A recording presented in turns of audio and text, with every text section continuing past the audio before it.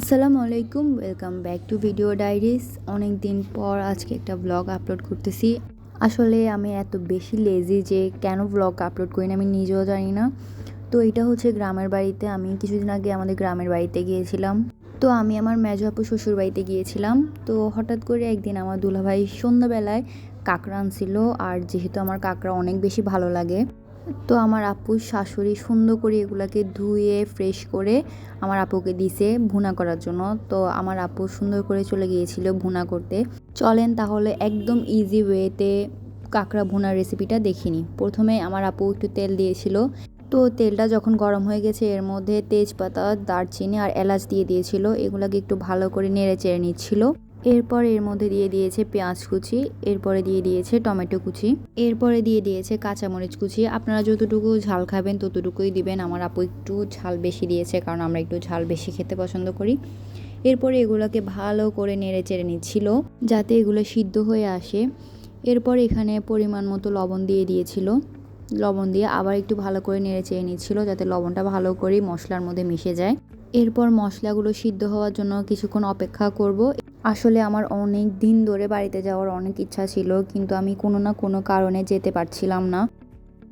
এখন এর মধ্যে পরিমাণ মতো আদা বাটা আর রসুন বাটা দিয়ে দিব।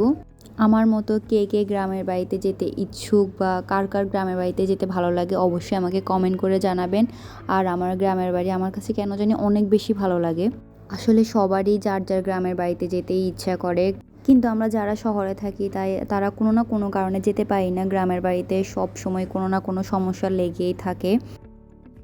এখন এর মধ্যে লাল মরিচের গুঁড়া দিয়ে দিব, এরপরে হলুদ গুঁড়া দিয়ে দিব, এরপরে দিয়ে দিব জিরার গুঁড়ি। যেহেতু আমরা একটু ঝাল বেশি খাবো তাই আরেকটু করে মরিচ দিয়ে দিলাম। এরপরে ভালো করে মশলাগুলো আবার মিক্স করে নিব। এরপরে আমি মশলাগুলোর মধ্যে হালকা করে পানি দিয়ে দিব, যেহেতু মশলাগুলো ভালো করে সিদ্ধ হতে হবে তাই। মশলাগুলো একদম সিদ্ধ হয়ে গেছে। এখন সুন্দর করে কাঁকড়াগুলো দিয়ে দিতে হবে আর একটু ভালো করে নেড়ে চেড়ে দিতে হবে যাতে মশলাগুলো ভালো করে কাঁকড়ার মধ্যে মিশে যায়। যত ভালো করে কাঁকড়ার মধ্যে মশলাগুলো মিশানো যায় ততই বেশি কাঁকড়াটা টেস্ট হবে। না হলে কাঁকড়ার মধ্যে সবগুলো মশলা একসাথে না মিশে গেলে কাঁকড়ার টেস্টটা পাওয়া যাবে না। তো কাঁকড়ার মধ্যে ভালো করে মশলাগুলো মিশিয়ে আমি এটাকে কিছুক্ষণের জন্য ঢেকে দিব যাতে এগুলো ভালো করে সিদ্ধ হয়ে যায়।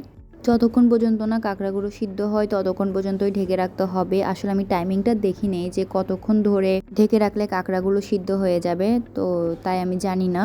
তো যখন কাঁকড়াগুলো একদম ভালো করে সিদ্ধ হয়ে গেছে আমি তাড়াতাড়ি ঢাকনাটা তুলে উপর দিয়ে ফ্লেভারের জন্য কিছুটা ধনেপাতা দিয়ে দিলাম। গ্রামের বাড়িতে বসে বসে ভিউগুলো এনজয় করে এভাবে কাঁকড়া খেতে তো অনেক বেশি মজা লাগে। তো আমি সুন্দর করে বাটিতে নিয়ে চলে গিয়েছি বাইরে বসে বসে এনজয় করে খেতে। আমার তো অনেক বেশি মজা লাগছিল আর ইচ্ছা করতেছে এখন আবার খেয়ে ফেলে। আমার এত বেশি ক্রেভিংস উঠতেছে এখন আবার কাঁকড়া খাওয়ার জন্য। তো আজকের ভিডিওটা কেমন লেগেছে অবশ্যই কমেন্ট করে জানাবেন। আর যদি ভিডিওটি ভালো লেগে থাকে তাহলে অবশ্যই লাইক, কমেন্ট, শেয়ার আর অবশ্যই আমার চ্যানেলটা একটু সাবস্ক্রাইব করে দিয়েন। আসলে অনেক দিন ভিডিও করা হয়নি, তো আজকে আবার ভিডিও করলাম। তো আজকের ভিডিওটা এখানে শেষ করলাম। সবাই সুস্থ থাকবেন, ভালো থাকবেন এবং আমার জন্য দোয়া করবেন। আসসালামু আলাইকুম।